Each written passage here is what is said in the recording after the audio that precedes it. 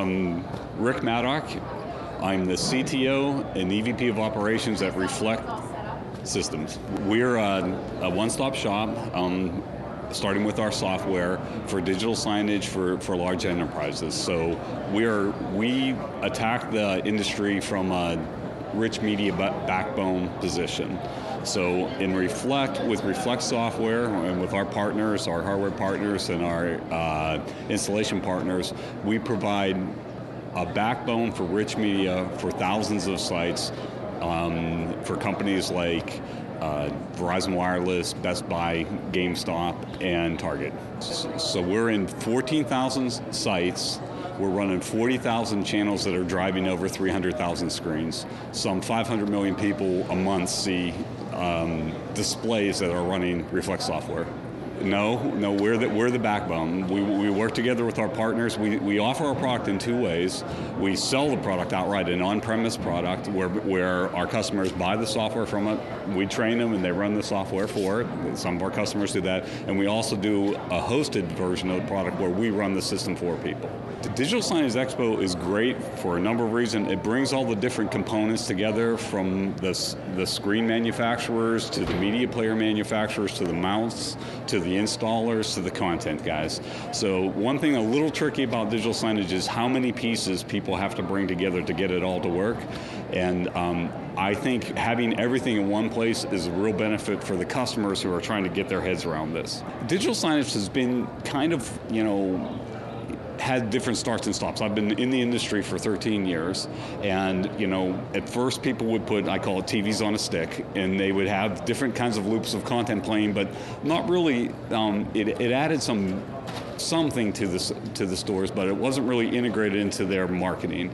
And what's happening now is, with multi-channel marketing, more and more customers are understanding that it's a combination of print, of what's on screens inside their store, and their websites, and anything on the TV. So it's the fifth screen, is the way we say it. So we're about 25 people, and half of us are developers and supporting the product. So that's one thing that's kind of fun about being the software kind of guys. Now we have great partners, HP and some of LG and some of the other guys who help us get some installs, and Christie Digital's an install partner. But what's interesting about the decision process in putting together a digital signage solution is you've got to start somewhere, and software is usually a place where people like to start. I'm the CTO. I'm responsible for the development of our product.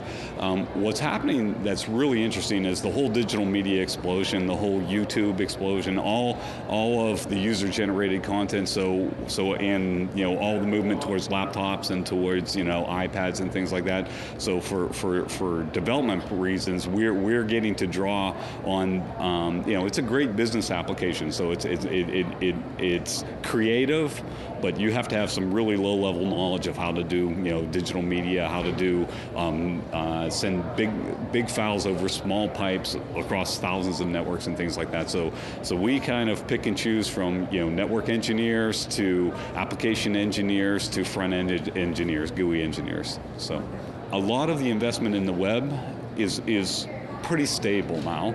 Now there's a big investment in mobile. Okay, but the web guys kind of are more on they kind of more like the kind of people that we talk to, because we have to have things running inside stores on physical screens and stuff like that. Mobile's kind of an interesting one-to-one marketing thing. If anything, we're when you're on a TV on a stick, it's a one-to-many. If you're down on the end cap, it's a one-to-few, and if you're doing an interactive application, it's a one-to-one. So we run the gamut of experiences inside the store.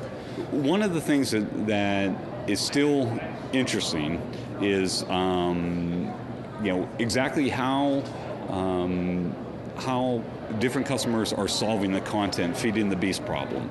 Okay, the exciting thing that's happening is now with some of there are more and more products and more categorizations of images and things like that, and having a system or a group of systems that can give you lifestyle kind of content and automatically populate different playlists, and keep working on that different content, and then have the customer or the retailer proper be responsible for whatever percentage they want to be for the production of that content, but then have other sources that kind of automatically populate and give this feeling, kind of like what you hear with the music inside in stores and things like that.